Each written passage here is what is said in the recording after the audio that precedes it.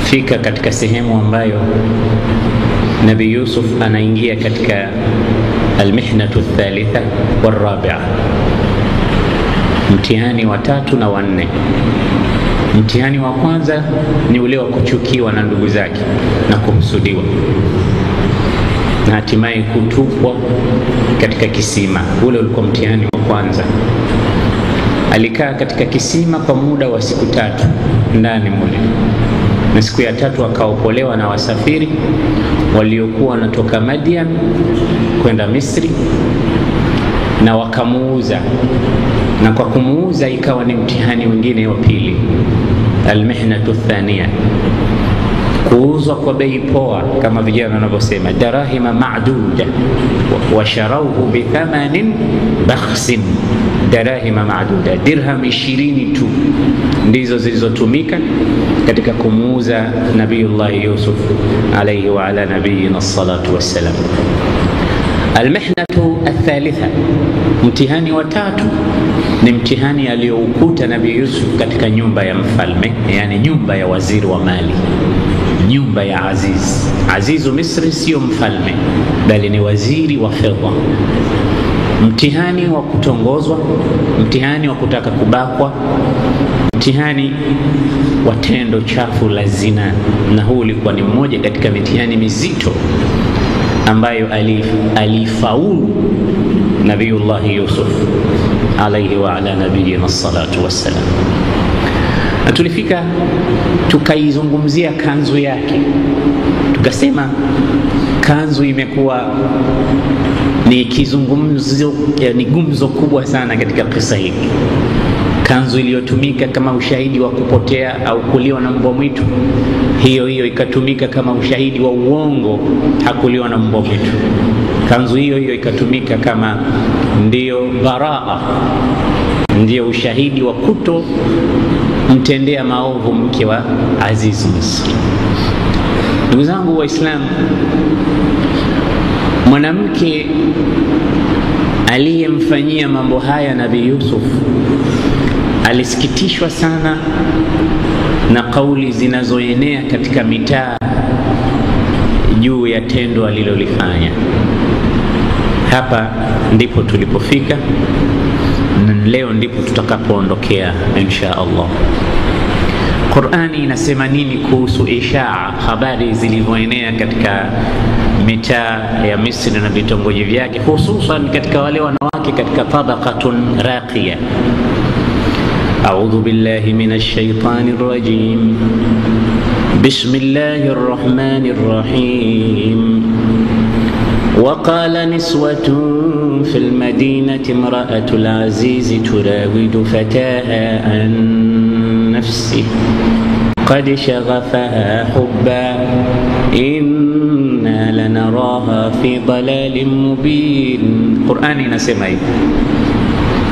وقال نسوة في المدينة, وكسما أكنا ماما ومجيني. امرأة العزيز, سؤال غريب يعني, تعجب. امرأة العزيز, mke wa waziri, turawidu fataha, anamtongoza mfanya kazi wake, mtumwa wake, an nafsihi, anamtaka kwa nafsi yake. Ajabu maana yake. Angelikuwa amemtaka mwingine asiyekuwa mtumwa kwao isingekuwa ajabu, ama kamtaka mtumwa wake kwao ikawa ni ajabu kubwa. Ndio maana wanajiuliza kwa mshangao, Imraatul Aziz, mke wa waziri wa fedha, turawidu fataha, anamtaka mtumwa wake an nafsihi, qad shaghafaha hubba, bila shaka amezidiwa na mapenzi. Shaghaf, wanasema ulama utafsir, ni moja katika daraja za mapenzi, bali shaghaf ni alhubbul qatil, yale mapenzi yenye kuua. Ukifikia mahali mtu akafa kwa sababu ya mapenzi, huwa amefika katika daraja ya shaghaf. Kwa sababu ulama ilmu al-ijtima, social education, wanasema mapenzi huwa yana daraja 4 au 5, huwa zinakuwa kidogo kidogo. Mtu yoyote mwenye kupenda huanzia mahali panapoitwa at-taalluq, Hii ndo daraja ya kwanza katika kupenda. Na maana ya taalluq yani ni neno linalomaanisha kuganda mahali. Ukimwona njiwa ukampenda rangi yake akakupendezea, bila shaka huwezi kuondoa macho yako haraka, itakuwa kama umeganda kumtizama ile hali ya umbile lake. Na hapa ndo mwanzo wa kupenda, na sio njiwa tu na wengine. Basi taalluq huwa ndo daraja ya kwanza katika mapenzi. Alafu ikitoka taalluq inakuja daraja ya pili, inaitwa swababa. Swababa maana yake ni mtiririko kama wa maji. Baada ya kutaallaq huwa kuna kuja daraja ya pili, ikawa mtu anapenda kama vile maji yanavyotiririka ya mto, na yakijaa inakuwa hata mbele yake kukiwa na ukuta yanavunja. Na ndio maana mtu akifika katika daraja hii na kuwa pia hashikiki, wala watu watakapomueleza lolote hafahamu, kwa sababu ameshaingia katika daraja ya swababa. Kisha inakuja daraja ya tatu. Daraja ya tatu inaitwa gharam.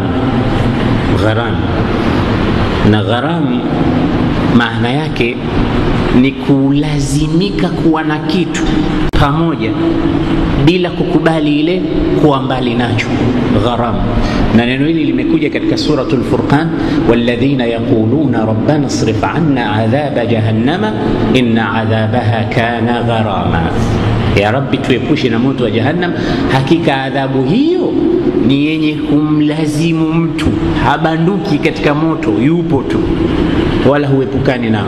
Sasa na mapenzi kuna daraja inaitwa gharam. Maana ukishapenda katika daraja hiyo hutaki kuwa mbali na yule umpendaye. Hata kama anaenda kazini unaenda naye, japo wewe huna kazi zozote kule. Yuko jikoni anapika, lazima na wewe ukae pale. Unamsubiri tu labda kama kenda chooni, na pia angekuruhusu ungeenda hivyo. Sasa inaitwa gharam. Alafu inakuja daraja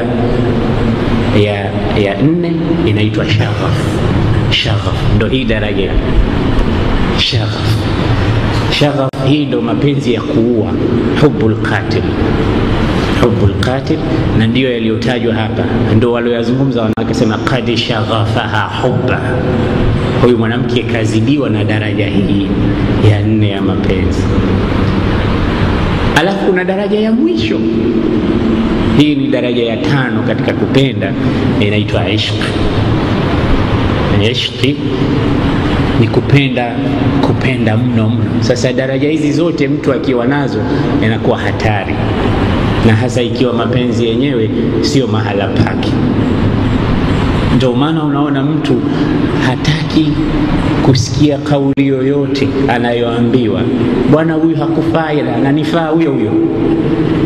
Bwana huyu hivi, unasema hapana, nyinyi mnamuona hivyo. Ndio Majnun Bani Amir. Leo watu wametunga mpaka historia, wanatunga tamthilia na filamu za mtu anaitwa Majnun Bani Amir, au maarufu anaitwa Majnun Laila. Imepita huko zamani, ukasema ni watu wanaopigiwa mfano leo katika kupenda. Inavyosemekana wanahistoria wa adabu wanasema huyu Leila mwenyewe alikuwa akipendwa na huyu bwana, wala hakuwa mzuri. Wanasema kanat damima alkhilqa, alikuwa mbaya, alikuwa sio mzuri, mrembo wa kumbabaisha huyu mtu kiasi hicho. Lakini yeye alikuwa akiwaambia wale wanaomlaumu, atadhunnun annabi jununa, nyinyi mnadhani kwamba mimi nina wazimu? Wale wanaambia ndio. Akamwambia zadakumullahu sihhatan wa zadani jununan, kama nyinyi mnaniona mimi na wazimu, basi namuomba Mungu aniongezee wazimu na nyinyi akuzidishieni siha na afya. Yeye ndo anawaona wao ndio wana wazimu. Kisha ilifika mahali alikuwa akiwaambia watu, mapenzi yangu kwa huyu na alivyo yeye, lau mimi ningekuazimeni haya macho yangu ikawa nyinyi mnaona kwa kupitia haya macho yangu, mkamtizama yule Laila wangu, mngefahamu kwamba nyinyi ndo mnawazimu na mimi niko sahihi. La ungekuwa mnamtizama kwa mtizamo wangu mimi, mngejua kwamba mna makosa. Mimi mwenyewe najua kama niko sahihi. Kiasi gani alikuwa yuko sahihi? Alikuwa anasema hatta idha sallaitu lastu adri athalathatan sallaitu am thamania. Mimi nikiwa na Laila nikimwaza, hata wakati ninaposali huwa sijui nimesali rakaa 3 wala 8. Yani hata akisali pia anasahau. Sasa ndio tukasema mapenzi hayakuwa mahala pake. Mpaka akiwa katika sala utafikiria na sali tarawih, hayajulikani kwa sababu memory card yake ameshavurugwa na Laila. Kisha alikuwa akawaambia watu jambo kubwa zaidi kuliko hilo. Anasema wa attakhidhu nahwaha alqibla, na kule aliko Laila ndiko nakuelekea kibla. Wa in kanat alqiblatu min wara'i, yapo kibla kiko nyuma, maadamu yeye yuko huku, mi kibla yangu ndo huko. Kisha watu wakampa support ya kwenda kumuombea dua, wakajua huyu anaumwa, akafika katika daraja ya mapenzi ambayo sio sahihi. Wakamwambia twende Maka tukakuombee dua mbele ya Al-Kaaba, Mungu akuondolee haya sio mapenzi. Akasema sawa, nakubali, twendeni. Wakampeleka mpaka mbele ya Al-Kaaba, akamwambia ud'u wa nahnu nu'min, wewe kazi yako itakuwa kuomba dua na sisi huku nyuma yako tunaitikia amin, tunakusaidia. Kwa basi pole pole akanyanyua mikono akasema rabbi la taslubanni hubbaha abadan, ya rabbi usininyime mapenzi ya Laila milele maisha. Kisha akasema wa yarhamullahu abdan qala amin, na mtu huko nyuma atakayesema amin, ya rabbi mpe rehema zako nyingi sana. Wale wakasema amin, wale hawakujua nini anaomba, yeye anazidisha bali. Kwa hiyo badala ya kuondoshea ule mtihani anaomba azidishie. Hii ilikuwa daraja ya mwisho kabisa katika kupenda, na huenda ukapenda mahala ambapo sipo, na huenda ukapenda mapenzi batili ambayo sio sahihi. Mungu atuonyeshe njia nzuri ya kupenda, na walladhina amanu ashaddu hubban lillah, walioamini mapenzi yao makubwa ni kwa Allah subhanahu wa ta'ala na mtume wake. Walmu'minuna walmu'minat ba'dhuhum awliya'u ba'd. Watukufu wa Islam, qad shaghafaha hubba, amezidiwa huyu mwanamke na mapenzi. Inna lanaraha fi dhalalin mubin, hakika sisi tunamuona huyu mwanamke yuko katika upotevu wa wazi wazi. Fi khata wada'at al-ashya'a fi ghairi mawaziniha. Walamma sami'at bimakrihinna arsalat ilayhin, aliposikia anasemwa akawaalika wanawake. Arsalat, kaandika barua mwaliko na kualikeni nyumbani kwangu siku fulani, itakuwa kidogo na shughuli.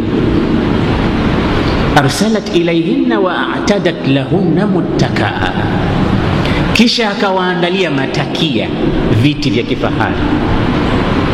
Wa atat kulla wahidatin minhunna sikina, na kila mmoja katika wanawake wale akampa kisu na mkononi kuna chungwa, ili apate kushushia chakula kile na kula fruit zi tabaqatun ra'i'a.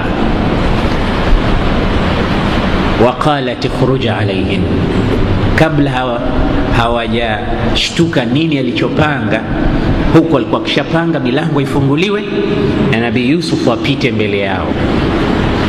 فلما رأينه أكبرنه وقطعن أيديهن وقلن حاش لله ما هذا بشرا إن هذا إلا ملك كريم.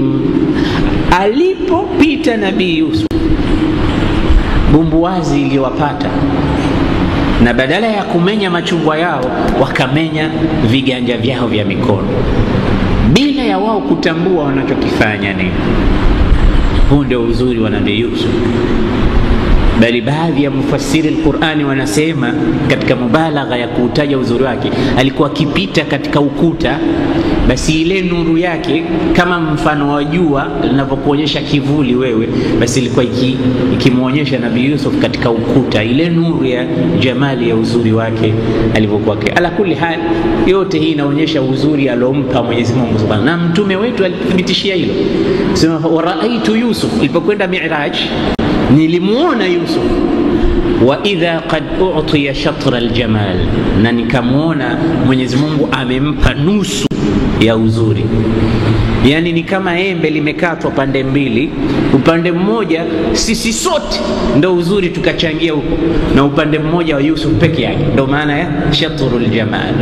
Sasa wewe mwenyewe imagine alikuwa mzuri kiasi gani. Kisha nikauliza swali, ikiwa huu ni uzuri wa Yusuf, vipi uzuri wa muumba wa Yusuf utakuwaje? Allah subhanahu wa ta'ala. Basi kuna mambo makubwa hapa. Waqalat ukhruj alayhim, kama toka hebu Yusuf pita wakuone, maana wananisengenya huko mitaani hawajui. Akapita. Falamma raainahu, walipomuona anapita, akbarnahu, walimuadhimisha na kumtukuza. Wa qulna hasha lillah wa qatta'na aydiyahunna, na wakakata viganja vyao vya mikono.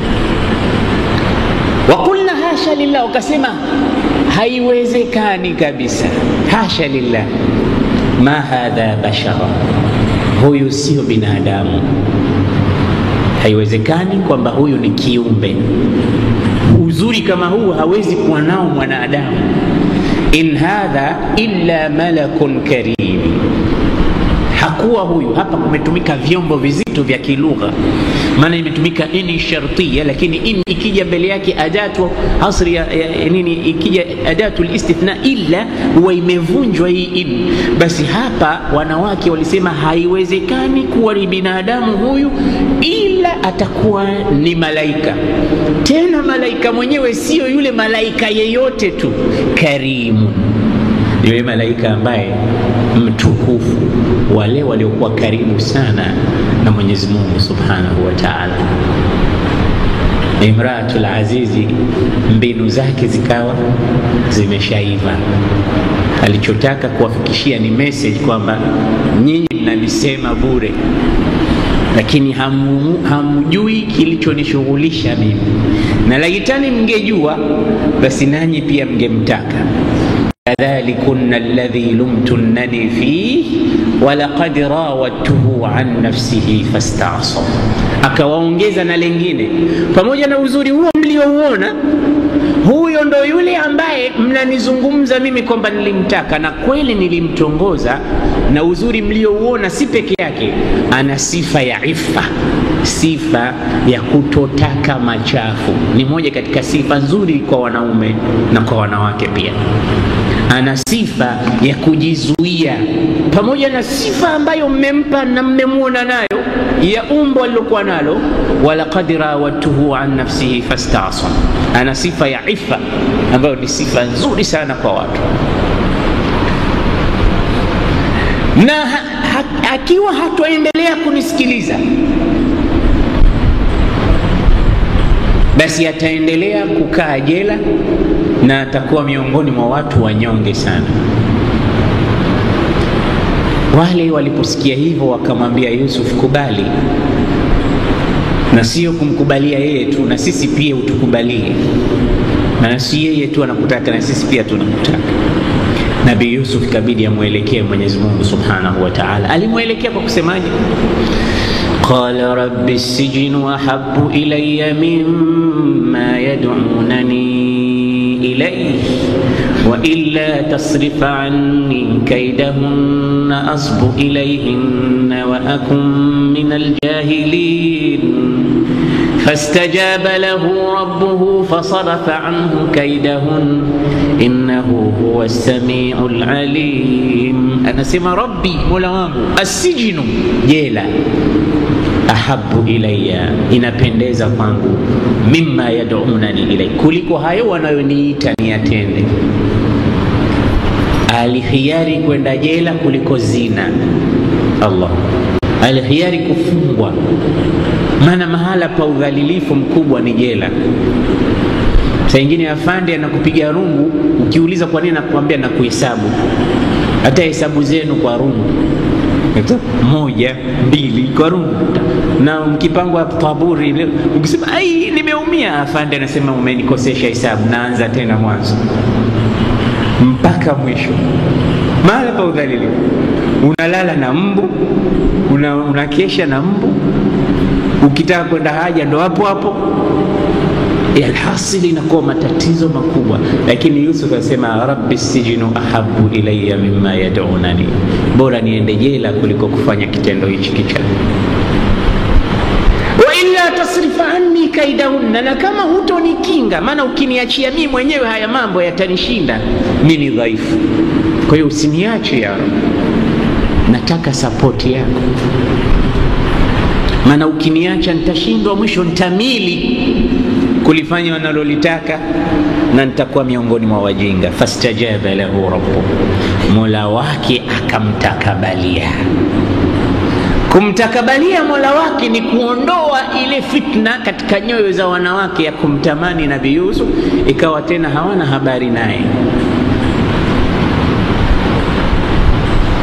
Na Nabii Yusuf akasalimika hapo, lakini akachukuliwa. Ilikuwa ni lazima achukuliwe apelekwe jela, maana Azizu Misri, waziri, kutaka kuvunja watu midomo, huyu Yusuf aende jela lazima.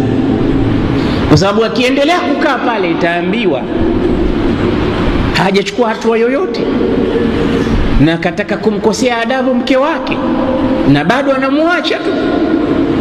Kwa hiyo lazima aonyeshe kama ametiwa adabu, na adabu yenyewe ni ile aliyochagua mke wake, jela. Thumma bada lahum min ba'di ma ra'aw al-ayat la yasjununahu hatta hin, wakadhihirikiwa kwamba solution atupwe jela tena miaka wala idadi maalum, atupwe jela kwa muda usiojulikana. Na katika mambo makubwa, mfungwa kwamba umefungwa bila ya muda, hata ujui muda gani utatoka, angalau ujue baada ya mwaka utatoka, kila siku unahesabu. Lakini Yusuf hakujua atatolewa lini, amefungwa bila ya tarehe maalum, akapitishwa. Na hivi ndivyo alipopata almihnatu arrabi'a, mtihani mwingine wa kwenda jela. Bado ukisoma historia Nabii Yusuf ina zigzag, panda shuka hizo: mapenzi ya baba, kutupwa kisimani, kupelekwa kwa Imraatul Aziz kulelewa, kutongozwa na kutupwa jela. Na kila kitu kizuri kinazaa kibaya, na kibaya kinazaa kizuri. Mapenzi ya baba ni mazuri, lakini yalizaa husda kwa ndugu zake, katupwa kisimani. Kutupwa kisimani ni jambo baya, lakini ndilo lilozaa kupelekwa katika jumba la kifalme. Hapo ndipo alipopata knowledge Sayyidina Yusuf. Elimu yote ya kuongoza nchi na kuweza kuwa waziri wa fedha baadaye aliipata hapa, akitizama namna anavyosarifu. Na huyu mtu alikuwa hodari katika kazi, kwa Yusuf alijifunza hapa. Tunaona baadaye kwamba akrimi mathwahu asa an yanfa'na au natakhidhahu walada. Aya inasema falamma balagha ashuddahu atainahu hukman wa ilman. Hapo alijifunza hekima na elimu, wakadhalika najzil muhsinin. Kwa hiyo zuri la kupendwa likazalisha baya la kutupwa kisimani. Kutupwa kisimani baya likazalisha kwenda kupata elimu katika jumba la kifahari la waziri wa mali. Jambo zuri la kukaa na kupata elimu katika nyumba ya waziri wa mali likazalisha jambo baya la kutongozwa na mwanamke na kusingiziwa kwenda jela. Kwa hiyo kwenda jela sasa ni jambo lingine baya, gumu, mtihani. Tuone na huu mtihani wa kwenda jela utazaa kitu gani kizuri. Hapa unaambiwa wewe na mimi kwamba mambo yoyote yanayokukuta katika haya maisha usisikitike sana, mwachie Mungu. Kwamba Mungu anakuambia mimi Mola wako mara nyingine nakupangia mambo wewe ambayo ukiyaona kwa macho yako unaona ni mabaya, ni magumu, ni mazito, lakini mimi namna ninavyoyapanga najua mwisho wake kutakuwa na mambo mazuri. Kwa hiyo usisikitishwe Ukijikwaa mguu usisikitike, sema alhamdulillah. Ukipata mtihani usisikitike kusema jamaa wananionea kila siku 100 tu. Hapana, kuna maandalizi Mungu anataka kukuandalia. Nikauliza ni nani kati yetu amepata mtihani kama Nabii Yusuf wa kutupwa kisimani? Nikauliza nani anaweza kwenda kwa kufanya mazoezi tu akakaa kisimani kwa muda wa kutwa tu basi akae? Hii ni jambo. Lakini mitume wa Mungu wameyaonja haya. Na kila ukiona mitihani ni mikubwa kwako, ujue na daraja yako ni kubwa. Kwa sababu mtume anasema katika hadithi, Mwenyezi Mungu anampa mtu mtihani kwa kadri ya dini yake na daraja yake ya imani. Ndio maana unaona mitume mitihani yao ilikuwa mizito. Sayyidina Ayub aliumwa akaugua mpaka mwili ukaoza kwa muda wa miaka 18 yuko kitandani. Nani anaumwa kwa muda wa miaka 18 mpaka mwili unaoza unatoa wadudu? Pamoja na hayo anamwambia Mungu, ya Rabbi, niachie mdomo tu na ulimi ambao unakutaja. Mimi sijali kama haya ndo mapenzi yako, unataka mimi niachie huu mdomo tu uwe kazi yake kusema ya Rabbi ya Rabbi ya Rabbi ya. Wewe ukiuma masaa 24 tuseme Mungu sasa anataka kunichukua nini? Nataka kuchukua kiumbe chake nini? Jamani, msilale, laleni macho. Lakini Mwenyezi Mungu Azza wa Jalla sisi anatupa vijitihani vidogo vidogo. Mara tumeibiwa, mara umeingia msikitini viatu vimeibiwa, mara wameiba pawa window kwenye gari yako, mara nyumba yako. Ndio vijitihani vidogo vidogo, na bado tunalani, bado tunachukia. Lakini Allah Subhanahu wa Ta'ala katika suratu Yusuf anatufundisha mambo makubwa sana, kwamba unaweza ukaona jambo katika macho yako ni la kuchukiza, lakini mimi Mola wako na kuandalia mazingira mazuri mbele yako. Kwa hiyo usibabaike. Watukufu wa Islam, Sayyidina Yusuf anakwenda jela. Zisikilize hizi aya. ودخل معه السجن فتيان قال أحدهما إني أراني أعصر خمرا وقال الآخر إني أراني أحمل فوق رأسي خبزا تأكل الطير منه نبئنا بتأويله إنا نراك من المحسنين. جيلا ikasadifu siku ya kuingia kwake, akaingia na mahabusu wawili vijana. Hawa vijana kadhia yao walituhumiwa wanataka kumuua mfalme. Unajua unapokaa na wakubwa hakuishi fitna, na kila mmoja huwa anataka cheo na aonekane mzuri kwa yule bwana mkubwa. Sasa uzuri mtu haupalilii akautafuta mwenyewe kwa kuwa hard work katika kazi. Mara nyingine hutafuta udaku, akawa kazi yake kupeleka habari za wenzake tu kwa mkubwa yule. Fulani unamjua? Yule bwana nimemsikia. Mara anaweza kuja akakurekodi, hasa anakuchokonoa, unasema maneno na msikilize alivyokuponda. Msikilize. Sasa yule anaona huyu mtu mzuri kwangu, ananiletea information ambazo ni nyeti sana, basi wewe utapata cheo fulani. Watu wengine huwa wanatafuta vyeo kupitia migongo ya kuwasema watu wengine na kutafuta mambo kama hayo, aonekane mzuri kwa upande ule, aharibu kwa upande mwingine. Na hii ni moja katika tabia mbaya na ni tabia za munafikin. Wewe unataka cheo, kuwa hadwa katika kazi zako, kila mmoja akuone, na Allah anasema waqul i'malu fasayara Allahu amalakum, fanyeni kazi Mungu ataona, wa rasulu na mtume ataona, wal mu'minun na waumini na watu wataona. Watu wana macho, wataona. Huna haja ya kusema bwana hamuoni kazi ninayoifanya. Hapana, wewe fanya tu, wakiona sawa. Na kama kweli unafanya kwa ajili ya Allah, watu wataona, na wataiona, na Mungu ataiona na mtume. Lakini ukifanya sio kwa ajili ya Allah, haoni Mungu wala haoni mtume wala hawatoona waumini, kwa maana kwamba hawatoithamini. Naam. Basi Sayyidina Yusuf akaingia na hawa watu walosingiziwa, wakatuhumiwa kwamba walikuwa wanataka kumtilia mfalme sumu wamuue. Hao vijana walipoingia jela wakamwona Yusuf ni mtu mzuri, na mtu mzuri huwa hajifichi kwenye mazungumzo yake na nashatati zake. Ukikaa na mtu mzuri utamsikia tu mazungumzo yake, na ukikaa na mtu mbaya pia utamfahamu kwa mwanzo mazungumzo yake. Wanasema wanachuoni wa elimu ya nafsi, psychology, mwizi hawezi kuzungumza maneno zaidi ya 5 bila kutaja mambo ya wizi. Yani kila mmoja atataja hiwaya yake ile, atazunguka, atasema, unaonaje tukanda tukamchomolea fulani, na kwa sababu ndo kazi yake. Nabii Yusuf yuko pale, watu wote pale jela ikawa ndo kimbilio lao katika fatwa, katika nasaha, katika mambo mengi, ikawa wanamuandama kila wanapokwenda, ikawa na masi kubwa sana ya watu. Hapa wanasema hawa watu waliota, lakini katika riwaya nyingine wanasema waliekti kama wameota.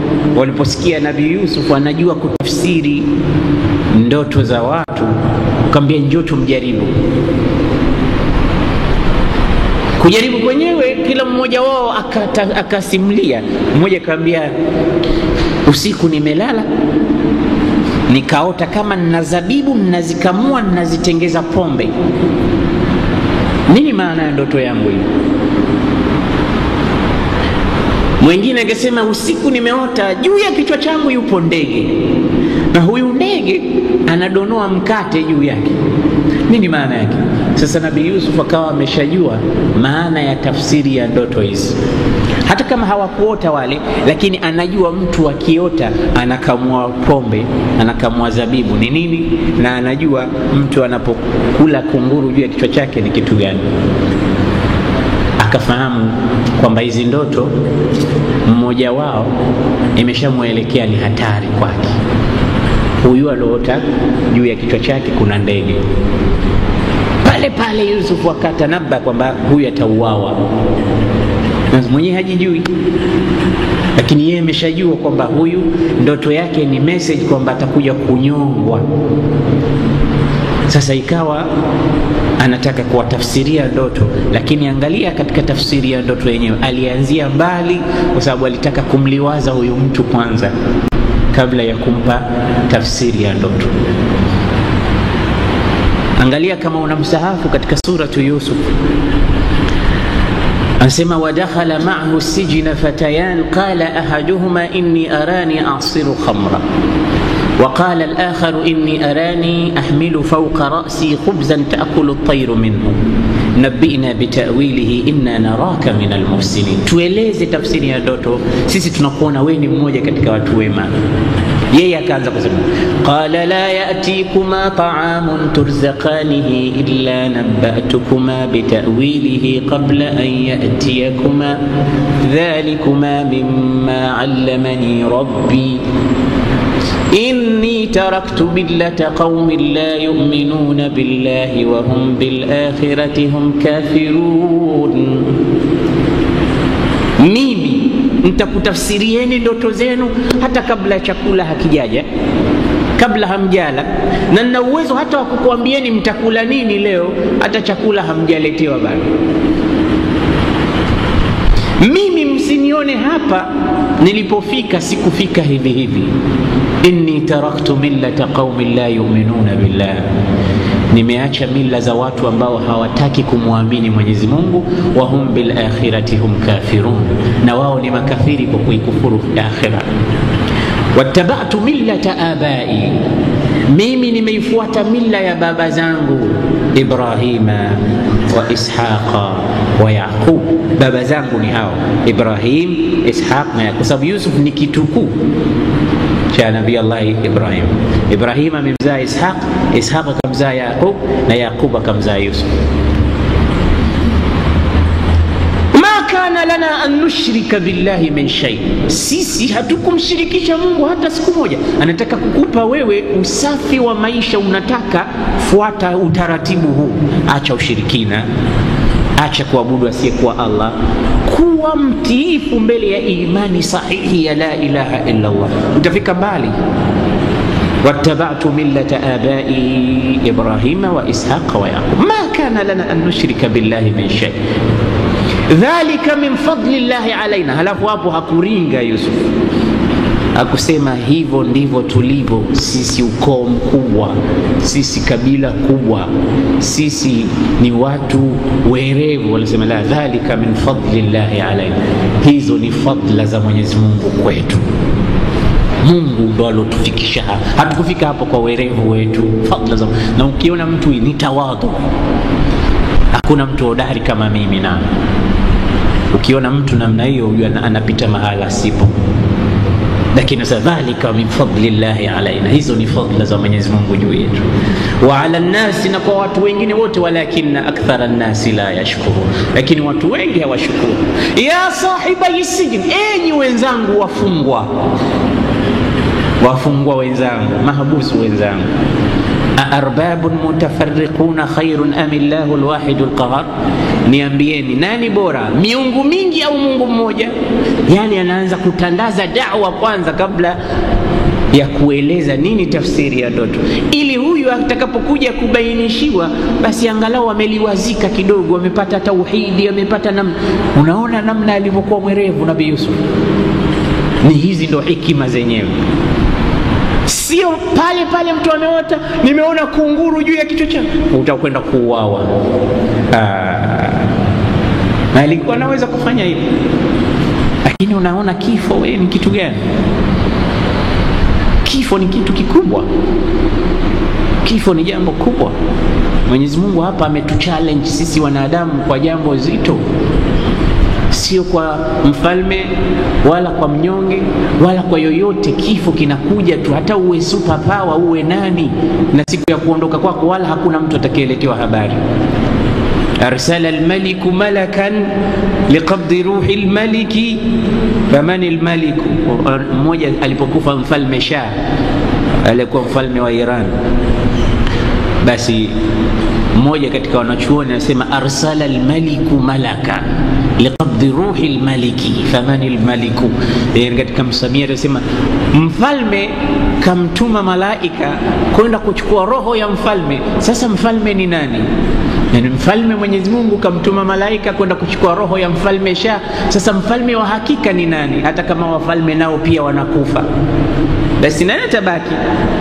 Basi huyo ndo Mwenyezi Mungu. Hiyo jambo la kifo, asije mtu unakufa bwana, umeota hivyo au umekwisha mwenzangu, umekwisha. Hapana, kwanza amezunguka mbali huko, arbabun mutafarriquna khairun am Allahu alwahidul qahar ma ta'buduna min dunihi illa asma'an sammaytumuha antum wa aba'ukum ma nazzala Allahu biha min sultan ما أنزل الله بها من سلطان إن الحكم إلا لله أمر أن لا تعبدوا إلا إياه ذلك الدين القيم ولكن أكثر الناس لا يعلمون.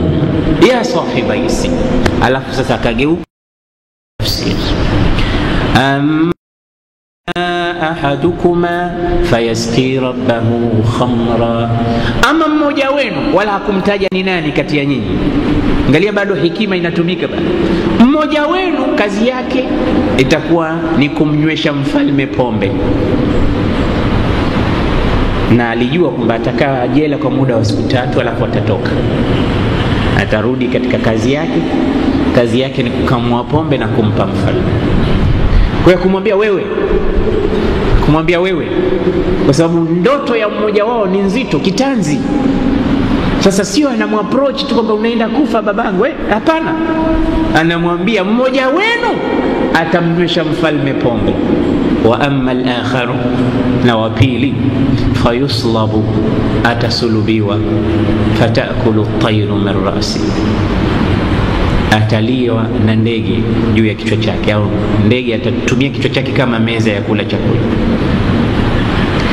Sasa hukumu hiyo walipoitoa ya tafsiri ya ndoto, wale wakarudi wakaogopa, nani huyo atakayekufa? Alafu wakamwambia tumekudanganya, hatujaota kitu. Yusuf akasema qudhiya al-amru alladhi fihi tastaftiyan, hata kama hamjaota hukumu ishapita. Kwa sababu ndoto ikiotwa na mtu maadamu haijasimuliwa huwa haina athari, wanasema wenyewe ulama wa kutafsiri ndoto. Lakini muda ikishatafsiriwa tu basi huwa ndo tayari. Ndio maana usiende kwa mtu yoyote tu hivi hivi akakutafsiria ndio kama tulivyozungumza. Nenda kwa Habib au Labid alim. Sasa wale hata kama walimtafuta ushari, uchokozi, kwamba mtu yeye anajua mtu akiota hivi iwe vipi, mtu akiota hivi, wale kusema hatujaota kitu, sema qudiya al-amru alladhi fihi tastaftiyan. Hata kama hamjaota, lakini maadamu mmezungumza hayo, basi haya mambo yameshapita katika elimu ya Mwenyezi Mungu, yatatokea tu lazima. Hakuna ujanja. Baada ya siku 3 mmoja akatolewa, na huyo ndiye akawasaki al-malik. Mfalme akitaka maji, pombe, nini anampelekea. Ina maana ndoto imeshatokea. Yule mmoja akabakia bado katika jela, lakini siku alipokuwa anatoka yule, Nabii Yusuf akampa salamu kwa siri, akamwambia ukifika kwa mfalme, udhkurni inda rabbik, nitaje mbele ya mfalme, nizungumze mbele yake, mwambie jela nimekutana na kijana anaitwa Yusuf, na yeye ndo alonipa tafsiri ya ndoto yangu kwamba mimi nitakuja kuwa mnywesha pombe mfalme Sakirman. Laala akishasikia hivyo mfalme, inaweza ikawa sababu ya kutolewa mimi hapa jela. Yule mtu akaondoka akaenda zake uraiani huko. Maana wafungwa wanasema akitoka mtu kule jela, wao wanasema mwenzetu anakwenda duniani. Yani wao hawajihesabu kabisa kama wako duniani. Lakini kuna wengine wanakupenda huko huko jela. Mara wanaombea afande, na mimi naondoka, lakini sahani yangu niweke vizuri na kijiko changu, baada ya muda tarudi. Huko hakunifai. Mimi kwangu ndo hapa hapa, maana nakula bure, nafanya kila kitu bure. Wiki moja tu atanirudisha hapa.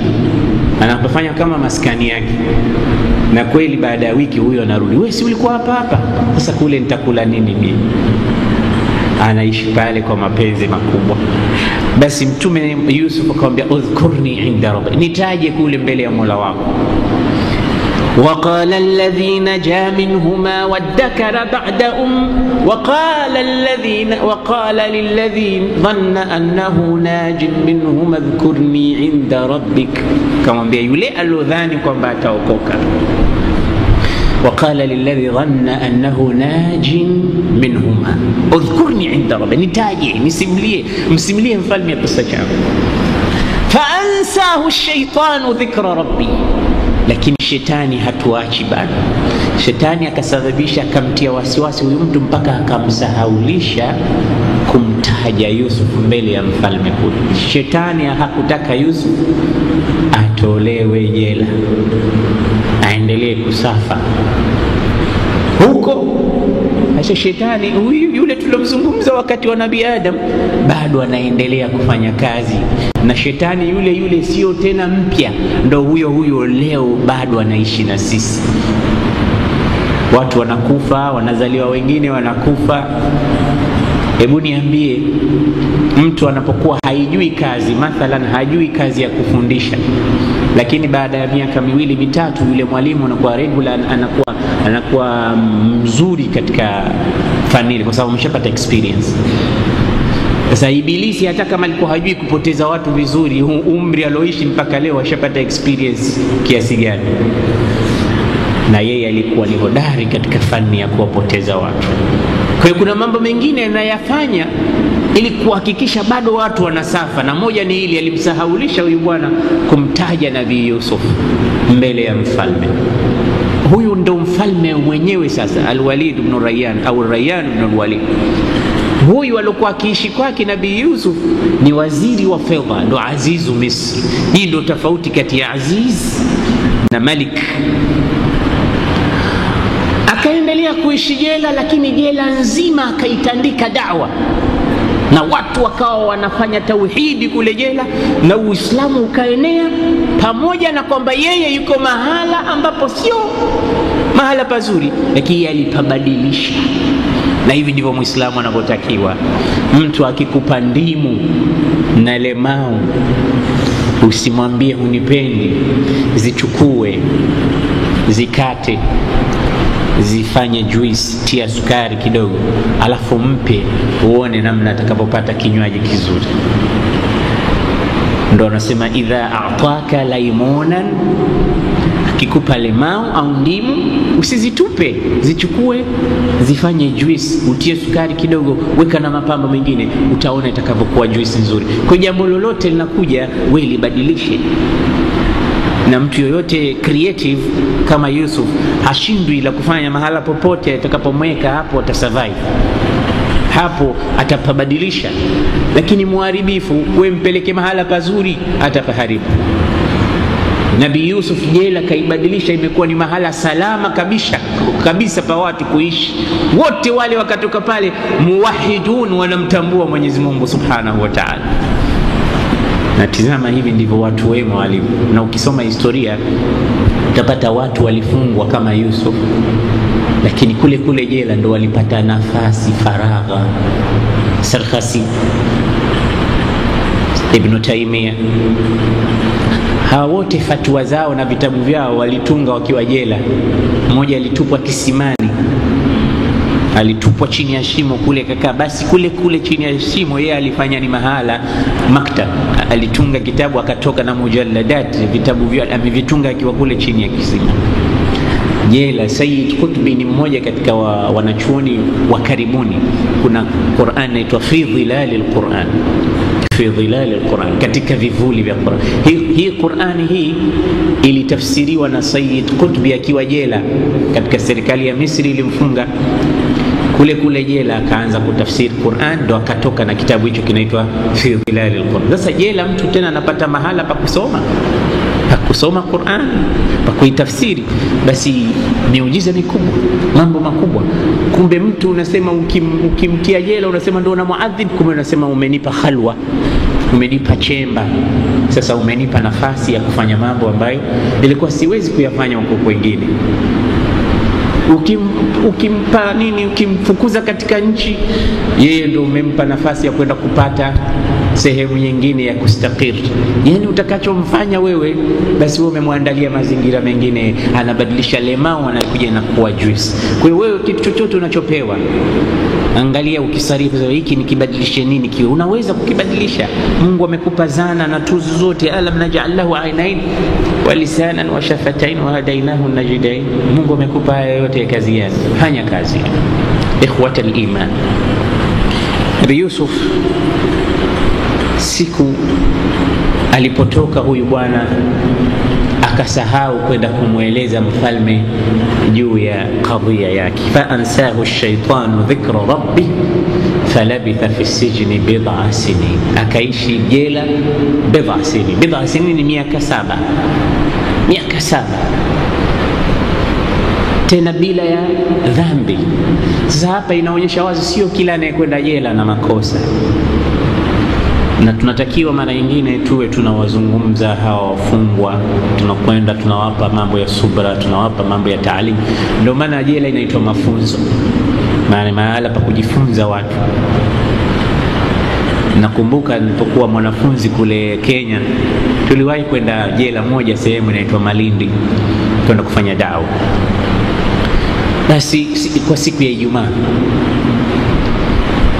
wanaletwa wale wafungwa kama vile ng'ombe ya umbuzi wanaopelekwa, na jela za nchi nyingine ni hatari kweli. Kuna jela nyinginezo mtu anatizama television, kuna jela nyinginezo mtu analalia kitanda. Zipo jela hata humu katika nchi za Kiafrika. Mtu mke wake anaenda, anakaa naye, anazungumza naye, watu wake unaokienda unamwona anapiga story na watu wake, ndio yuko jela. Lakini ziko jela nyingine hatari. Ukienda kule unatamani urudi duniani, unajiona kama wewe haupo. Ndio mmoja wao alikuwa akiitungia mashairi jela, anasema araaitum bil mazlum yulhabu dhahruhu hatta yaqula ana almusi'u khudhuni. namuona aliyedhulumiwa anavyopigwa viboko, kuna viboko vya kaharaba vya umeme, mpaka anasema mwenyewe ndio nimeiba, na wala hakuiba, anakubali kosa ambalo hakulitenda, ili basi vile viboko vipate kuondolewa katika. Mwingine anazimiwa sigareti katika chupu zake, mwingine anatolewa kucha zake, yani adhabu kubwa, anamwagiwa maji ya moto au ya baridi, anatiwa katika sijnu infiradi, jela ya peke yake, zinzana, pengine maji mpaka yanamfunika kichwa, pengine jela yenyewe kukaa tu, huwezi kusimama, kama umelala ndo umelala tu, yani jela hatari. Kuna watu wanatesa humu duniani mpaka ukitoka pale unakuwa psychologically disturbed, wewe sio tena binadamu. Basi anasema araaitum bil insani yunfakhu batnuhu, mmemwona mtu anapulizwa tumbo lake, hata yura fi hay'ati albaluni, mpaka anaonekana kama baluni. Unachukuliwa anapulizwa kupitia tupu yake ya nyuma mpaka tumbo linavimba. Zote hizo ni anwa'u ta'dhib. Zipo baadhi ya jela katika hii dunia watu wanapata mateso kama haya. Basi ala kulli hal, Sayyiduna Yusuf akasafa miaka. Siku hiyo tulipokwenda kufanya da'wa, basi mimi nilikuwa khatib wa siku hiyo wa mahabusu na msikiti wao. Basi tukazungumzia habari ya Nabii Yusuf. Wafungwa wengi walifurahi sana, meona wafungwa wanatabasamu kuona kama kumbe kuna mtume pia alifungwa. Wao wakasahau makosa yao, wakaona kama ni raha kufungwa, hata mtume wa Mungu anafungwa jela. Lakini kaambia Yusuf hakuwa na dhambi. Kati yenu kuna wauaji, kati yenu kuna nini, lakini kati yetu bila, inawezekana kuna wengine wamedhulumiwa kama Nabii Yusuf. Hapo ni mahala pa kutengeza imani sahihi. Ukirudi ujifanye ubadilishe tabia. Lakini walifarijika sana, na kila mfungwa au kila mtu anayekwenda jela akiwapa wafungwa kisa cha Nabii Yusuf lazima watafarijika, lazima watafarijika. Na sio hata mwenye huzuni ukimsomea na kisa cha Nabii Yusuf atafarijika. Ndio Sayyidina Ata anasema suratu Yusuf ni sura ya wenye huzuni. Wenye huzuni wote wakisoma suratu Yusuf basi huzuni zao zitaondoka, kwa sababu ndani kuna mambo. Ndio maana tumeweka tafsiri ya Qur'an, tumeweka tafsiri kwa tusisome Qur'an kama kasuku wetu tunajua na maana yake. Alhamdulillah watu wanasoma, lakini cha kushangaza kuna baadhi ya ndugu zetu wako hapa karibu hawataki kusoma. Nafikiri wako busy, lakini tunawanasi kidogo waache nafasi kwa ajili ya taalimu. Mimi nawajua hapa kuna baadhi ya watu nikikwambieni wanatoka mbali. Sheikh Abdallah huyo anatoka Bububu, mimi namjua zamani kwa sababu hakosi darasa, lakini anakaa Bububu huko na darasa zote anakuja. Lakini yuko mtu hapa labda nyumba yake kwa jirani na msikiti, wala ashughuliki kitu chochote. Lakini inshallah Mungu atampa hatua naye. Na wengi na wengine nawajua wanakaa Michezani mjini huko. Al-Hilali yule kule anatoka mbali, sio anakaa wapi siku hizi, anakaa Mwera. Kuna mmoja hapa nampa lifti na gari yangu kila siku, anakaa zake Mwera, anakuja kwa tena, anataka kujua maana ya Qur'an. Elimu watu wanaitafuta, lakini elimu imekufuata wewe mahali bado unagomba, hutaki kusoma. Na ni kitu kizuri sana ukiacha baadhi ya mambo yako wakati mdogo tu kwa ajili ya kitabu cha Mungu na fiqh. Sheikh anakuja kusomesha siku ya Jumatatu, njoo usome upate kujua sheria, tafsiri ya Qur'an na madarasa mengine. Hata sio lazima uje darasa hii hapa, ziko darasa zingine chungu nzima zimeenea kila mahali. Pale ulipo nenda kasome kwa shekhe yoyote unayempenda, ili upate knowledge ya kumjua Mola wako, kujua dini yako. Sayyidina Yusuf alipokaa kwa muda wa miaka 7 ikatokea faraja. Jela ni mahala pabaya, mahala pa huzuni, pa kusikitisha. Faraja ikatokea. Nini faraja ilitokezea? Waqala almaliku inni ara 7 baqaratin simani yakuluhunna 7 ijaf wa 7 sumbulatin khudr wa ukhra yabisat ya ayyuha almalau aftuni fi ru'yaya in kuntum lirru'ya ta'burun. Mfalme naye akaota. Ndoto ya mfalme ilikuwa ya aina yake. Kaona ng'ombe 7 walionona wanatafunwa na ng'ombe 7 waliokonda. Kisha akaona vishuke 7, mabumba ya nini, vitita vile, vishuke vya mahindi vya nini, ngano nini, 7 vimekauka na vingine vimejaa. Sasa ikamshughulisha sana ndoto hii. 7 baqaratin siman yakuluhunna 7 ijaf. Ng'ombe wamekonda, badala hawa waliokonda wao wanaliwa na walionona, hawa waliokonda wao ndo wakawa wanakula ng'ombe 7 zilizonona. Wa 7 sumbulatin khudr, na vingine viko katika hali nzuri, vishuke 7 vilivyokuwa green vimejaa vizuri. Wa ukhra yabisat, na vingine vimekauka. Ya ayuha almala, akawakusanya watu. Kila mfalme ana watu wake, ana wanachuoni wake, ana mashekhi wake, ana walimu wake, ana waganga wake, ana muabiri ruya wake. Akawakusanya wote, akamwambia hebu nipeni tafsiri ya ndoto hii na nishughulisha. Kama yule mfalme aliota, yule Firauni aliota kwamba moto umeingia katika mji wake unachoma nyumba za Bani Israili za Makibti, lakini nyumba za Bani Israili ule moto unaziruka kama vile mtu anavoruka viunzi. Yani moto unakula nyumba za Makibti, unaruka nyumba za Bani Israili. Alipouliza nini maana yake, akakusanya watu wake wale, kumwambia atazaliwa mtoto, ufalme wako wote utakwisha katika mikono yake. Ndoto zina risala, ndoto zina umuhimu wake. Hapo ndipo alipoanza kuua, chinja. Na huyu naye ameota wale ng'ombe 7 wanatafunwa na ng'ombe 7 mfano wake zilizokonda. Sasa nini maana yake? Ya ayuha almalau aftuni fi ru'yaya in kuntum lirru'ya ta'bud. Nipeni tafsiri ya ndoto hizi. Qalu, wakasema adghathu ahlam, ndoto za kishetani, ndoto za kiibilisi, ndoto hazina ukweli ndani yake, ndoto ambazo sio really. Hizi ndoto hatuwezi sisi kutafsiri. Wama nahnu bitawili alahlam bi'alim, sio ru'ya hizi, ni ahlam, ndoto zile ambazo saa nyingine mtu anaona kichwa kimekatwa, sije anafanya nini. Kuna ndoto hizi ambazo serious, sisi ndo tunataka tupe. Hii ndoto yako haina maana yoyote. Wakashindwa kusema sijui, wakahofia kupoteza vyeo vyao. Ninawaamini nyinyi waganga wangu, alafu mnaniambia hamjui, bora waseme hii sio ndoto sahihi. Akamwambia la, lazima kuna jambo hapo. Mfalme anaambia lazima kuna jambo, haiwezekani hiyo itakuja tu ndoto hivi bure bure, hapana. Sasa katika hao watu waliokusanywa alikuwepo yule aliyokuwa kule jela la Yusuf, akatafsiriwa ndoto yake kwamba atakwenda kuwasaki almalik, kazi yake kumnywesha mfalme. Yule akakumbuka, ndoto na mimi niliwaipota. Ndio Qur'an inasema waqala alladhi naja minhuma, akasema yule aliyeokoka kati ya watu wawili wale, ana unabbiukum bitawilihi faarsilu, mimi nitakupa tafsiri ya ndoto yako ya ayuha almalik, nitume nipeleke sehemu, nitakwenda kumwambia yupo mtu, sikutafsiri mimi, lakini yupo mtu anaweza kukutafsiria hiyo ndoto. Faarsilun, nitumeni. Kweli kabisa, yuko wapi? Kabisa yuko kule jela nilikokuwepo mimi, na yeye ndo alonipa tafsiri ya ndoto kwamba mimi nitakuwa mtumishi wako wa kukupa maji na kinywaji, na kweli nimekuwa baada ya kuota ndoto. Na yeye ndo alotafsiri kwamba yule mwenzangu alosulubishwa atasulubishwa, na yule alikuwa ashatoka baadaye akauawa, akahukumiwa.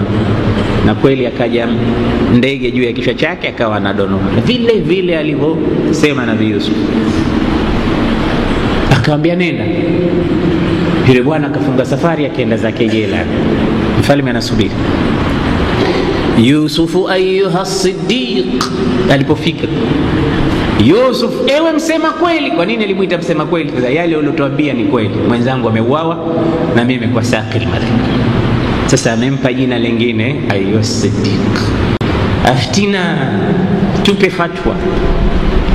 أفتنا في 7 بقرات سمان يأكلهن 7 عجاف و7 سنبلات خضر وأخرى يابسات. Tupe fatwa kati ya hawa ng'ombe 7 walionona wanaliwa na ng'ombe 7 waliokonda, na vishuke 7 vya green vilivyojaa na vingine 7 vilivyokauka. Nini maana yake? Yusuf akauliza nini? Mfalme ameota. Akaambia, mwambie mfalme kuna kuja miaka 7 ya njaa. Hii miaka 7 watu watakufa, na ili mujiepushe na njaa hiyo, itabidi sasa hivi kuandaliwe mipango maalum ya kilimo bora, ili watu waje wafidie hiyo miaka 7 hiyo, wawe wana mazao ya kutosha katika hazina. Bila ya kupatikana mfumo huu wa kuweka chakula, miaka 7 hiyo itakayokuja baadaye itakuwa hatari sana kwa chaka au njaa. Kisha baada ya hapo kutakuja miaka 7 mingine, itakuwa hiyo miaka 7 ndani yake mnakula kile ambacho kimekwisha kuwekwa hazina katika miaka iliyotangulia. Akawa تزرعون 7 سنين دأبا فما حصدتم فذروه في سنبله إلا قليلا مما تأكلون ثم يأتي من بعد ذلك 7 شداد يأكلن ما قدمتم لهن إلا قليلا مما تحصنون ثم يأتي من بعد ذلك عام فيه يغاث الناس وفيه يعصرون. Akawambia, limeni kwa muda wa miaka 7. Tazrauna 7 sinina daaba, limeni kwa muda wa miaka 7. Fama hasadtum, mtakacho kivuna, fadharuhu fi sumbuli, kiacheni katika mashuke yake, msile kwa israfu. Illa qalilan mimma taakulun, mtakula kidogo tu, mweke akiba. Thumma yati min ba'di dhalika 7 shidad, kwa sababu itakuja baada ya miaka 7 hii ambayo mtalima ya mazao, itakuja miaka 7 ya njaa mibaya mikavu, shidad ilizokuwa na uzito na dhiki. Hiyo miaka 7 hiyo sasa mtatumia hiki chakula cha miaka 7 hii mingine. Kwa hiyo ng'ombe 7 waliokonda ni miaka 7 ya njaa, kaitafsiri hivyo Nabii Yusuf. Na ng'ombe 7 walionona ni miaka 7 ya makulima ambayo itakuwa na mazao. Kwa hiyo ng'ombe aliyenona anatafunwa na ng'ombe aliyekonda, kwa maana kwamba ile miaka 7 ya mazao kitakuwa kile chakula kinafidiwa katika ile miaka 7 ya njaa. Ndio maana ya ndoto ile. Allah, tafsiri hapo kwa hapo, tena sio nenda wa urudi. Maana ukiuliza saa nyingine swali zito, shekhe atakwambia nisubirie kwanza nikatafute, na ni haki yake, kuliko ile atakayekwambia na fatwa hapo kwa hapo ikawa sio sahihi. Niachie nikapekue vitabu kwanza, niachie nikamuulize anayejua zaidi yangu mimi, wa fawqa kulli dhi ilmin ali, niachie nikutafutie, baada ya wiki nitakwambia naam, kuliko kutoa fatwa mbovu. Lakini Nabii Yusuf hapo kwa hapo unapata jibu. Kuna watu aina hiyo katika dunia, na hata Juha, yeye alikuwa Juha katika mambo mengine tu, lakini alikuwa na suratul ijaba. Na siku moja aliouliza Juha, imamu wa msikiti aliwaambia wasalihina, tunataka tumkwamishe, maana huyu Juha kila swali na jawabu lake, lakini kesho kila mmoja aje na yai. Wasalihina kila mmoja alfajiri akaja na yai. Imamu kauliza Juha, yai lako liko wapi? Akapiga mikono, kama nini? Mimi sitoi mayai, mimi kukudume. Wote wanakuja na mayai, na maana wanataga na mimi jogoo. Wewe huko sijibu, hapo kwa hapo, wala hafikiri. Suratul ijaba. Sasa kuna watu aina hiyo katika ulama, katika mufassiri ru'ya, na Sayyidina Yusuf alikuwa mmoja. Tazrauna 7 sinina da'aban fama hasadtum fadharuhu fi sumbulihi illa qalilan mimma ta'kuleni kidogo, kwa sababu inakuja njaa baadaye. Kuleni kwa mipango. Hapa ingekuwa mtu mwingine angechukua advantage, mimi nimefungwa miaka 7, mmenionea, alafu kumbe mnanihitaji, ndoto zenu huko mnaniletea mimi sitoki hapa mpaka, wala sikuambieni maana yake, ndio mimi najua, lakini nitoeni kwanza. Hata ingekuwa mimi ningewaambia hivyo, toeni jela kwanza, alafu nitakwambieni maana ya ndoto. Tabu kule jela. Kila Yusuf hakuwapa sharti zozote, hakuwapa masharti. Wallah, umekuja na ndoto, ilmu akatoa free. Ndoto hivi niombe na mtalima, kalimeni miaka 7, mtakuja mtapalilia, mtakuja mtavuna, baadaye mtatupia. Allah. Mfalme alipokwenda akaruka akasema, nani, kuna mtu kama hivi katika nchi yangu? Mtu aina hawa wote hawa mimwemwe ile ya nini, imeshindwa kudahana, anajua yeye, alafu yuko ndani anafua. Je, mtoeni haraka. Anakaaje mtu huyo jela? Ndio akaanza kufuatilia mfalme, kwani ilikuwaje akafungwa? Hii ni hazina. Kuna baadhi ya watu katika nchi zao, na hakika ni hazina kubwa, na lazima watunzwe, na lazima watizamwe vizuri. Ndio katika nchi watu wanatizamwa ni watu wanaitwa ulama, wenye vipaji, wenye kufaidisha umma, wenye kunufaisha umma, wenye kutengeza asliha mutatawira, atomic bomb, nini, vitu vikubwa. Walimu, lazima dola iangalie wale watu waliokuwa Mungu amewapa vipaji vikubwa, iwatizame vizuri ili watu wapate kupiga hatua. Mtapata mtu muhimu sana katika jamii, lakini hashughulikiwi, kipaji chake kinakufa, kinakwisha, kinakwenda ala alhawa mubashara. Hii inakuwa matatizo. Na mfalme hajakubali, anasema lazima atoke jela. Tena mimi ndo natoa amri.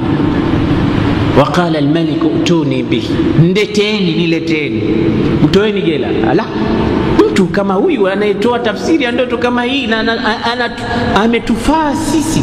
Na ile neno la Azizu Misri alipoambia asa an yanfa'ana au natakhidhahu walad, anaiokoa nchi na njaa. Kifo cha miaka 7 ya njaa sio mchezo. Mtu anatuambia mapema, anatutanabaisha, anatubutua kwamba njaa inakuja, fanyeni hivi, na mikakati yote akapanga yeye, kisha nakaa jela huyu. Wapo wakukaa jela, lakini si huyu. Mtoeni. Angalia na Nabii Yusuf, naye alipokuja akamwambia, bwana, jaa al-faraj, mfalme anakuita, nasema wewe si mtu kukaa jela. Nabii Yusuf sasa pale ndo akasema, hapana, mimi siwezi kutoka. Nitatokaje na mimi nimehukumiwa? Na kwanza mpaka nijue nimehukumiwa kwa kosa gani. Allah. Bwana Mtume anasema, ningekuwa mimi ningeitikia, ningetoka jela. Tena mtu ameshakuja, toka, unasema hapana, mimi sitoki. Karim ibn al-Karim. Kwa nini Yusuf alifanya vile? Alifanya vile kwa sababu kutaka kusafisha jina lake. Watu wameshakwisha kumchafulia jina kwamba yeye ni mbakaji, na watu wote wanajua hivyo kwamba Yusuf ameingia jela kwa sababu alitaka kumbaka mke wa waziri wa fedha. Sasa naambia mimi sitoki jela mpaka isomwe mashtaka yangu, au watu wote wafahamishwe nini kilichosababisha mimi kuingizwa jela. Ituni bi, nileteeni kabla. Irji ila rabbika fas'alhu ma balu an-niswati allati qatta'na aydiyahun inna rabbi bikaydihinna alim. Mimi sitoki jela kwanza mpaka wale wanawake walokata viganja vyao pia waulizwe kwa nini walikata viganja vyao. Mimi sitoki jela mpaka ithibitike mimi nimefanya kosa gani. Na watu wakakusanywa, wanawake wote. Mfalme sasa ikabidi achangamke, katoa watu, pelekeni huko, lete hapa, rudisha huko, wote ukasimamishwa mbele Yusuf. Watu wote sasa ikawa kadhia, nchi nzima inajua. Ma balu niswati allati qatta'na aydiyahum ma balu kunna idra wattunna Yusufa an nafsi. Akaitwa mpaka Zulekha, yule mwanamke, na wanawake wote walioalikwa siku ile wakasimamishwa, na Yusuf yuko upande huu na watu wanashuhudia. Tuambieni nyie wanawake, mlikuwa na nini kuhusu habari ya Yusuf mpaka mkakata viganja vyenu vya mikono? Qulna hasha lillah, wakasema hasha lillah ma alimna alayhi min su, sisi hatukuona jambo lolote baya kwa huyu mtu. Zulekha akasimama naye imraatul aziz, waqalat imraatul aziz alana hashasa alhaq, akasema hivi, sasa hivi ukweli umedhihiri. ana rawatuhu an nafsihi wa innahu la min as-sadiqin. Mimi ndo mkosaji, mimi ndo niliyemtaka, wala si yeye alionibaka. Mimi ndo nilomtaka na hakika yeye ni mkweli.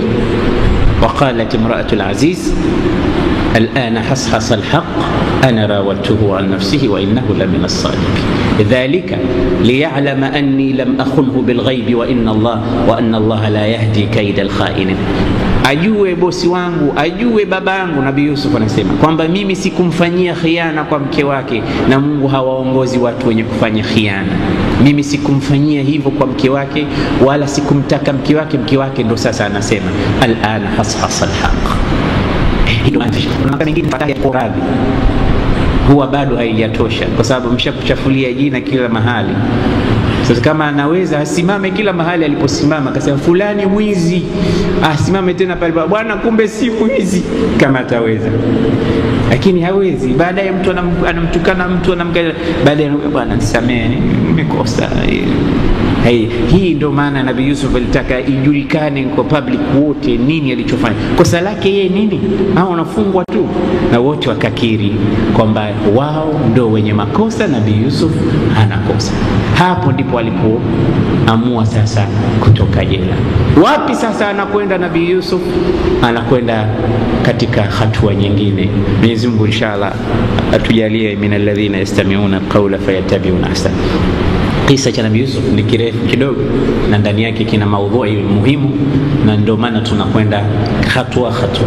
Inshallah mpaka Jumanne ijayo tutakapokuwa roho zetu ziko salama, tutaendelea. Siku ya Jumamosi tunaendelea na tafsiri al-Qur'an.